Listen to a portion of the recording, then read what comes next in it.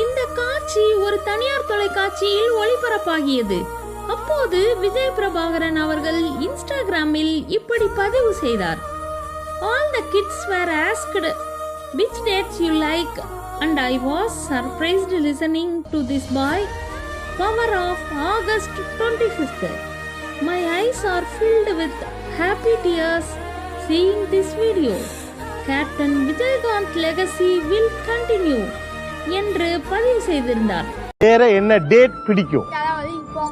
ஏன் பொங்கல் பிடிக்கும்? நல்லா சாப்பிடலாம். 25th. அவர் ஆகஸ்ட் 25 சொல்றாரு. August 25 விஜயகாந்தோட birthday.